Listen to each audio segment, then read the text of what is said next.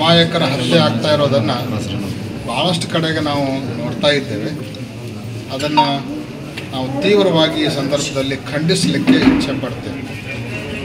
ಭಾರತ ದೇಶ ಹಲವಾರು ಸಮುದಾಯ ಸಂಪ್ರದಾಯಗಳನ್ನು ಒಳಗೊಂಡಿರುವಂಥ ಒಂದು ವಿಶಿಷ್ಟವಾಗಿರುವಂಥ ದೇಶ.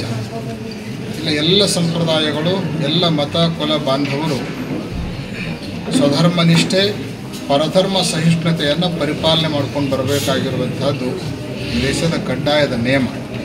ಇಂಥದ್ರಲ್ಲಿ ನಾವು ಧರ್ಮದ ಹಿನ್ನೆಲೆಯನ್ನು ಇಟ್ಕೊಂಡು ದ್ವೇಷವನ್ನು ಸಾಧಿಸೋದಾಗಲಿ ಅಥವಾ ಆ ದ್ವೇಷ ಒಬ್ಬರನ್ನು ಹತ್ಯೆಗೈಯುವ ಮಟ್ಟಕ್ಕೆ ಹೋಗೋದಾಗಲಿ ಇದು ಸರ್ವಥಾ ಖಂಡನೀಯವಾಗಿರುವಂಥದ್ದು.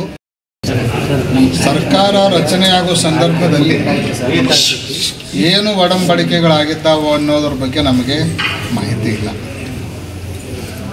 ಈ ಹಂತದಲ್ಲಿ ಆ ಒಡಂಬಡಿಕೆ ಗೊತ್ತಿಲ್ಲದೇ ಇರೋ ಸಂದರ್ಭದಲ್ಲಿ ನಾವೇನು ಹೇಳೋದು ಅಷ್ಟು ಸೂಕ್ತ ಅಂತ ಅನ್ಸೋದಿಲ್ಲ.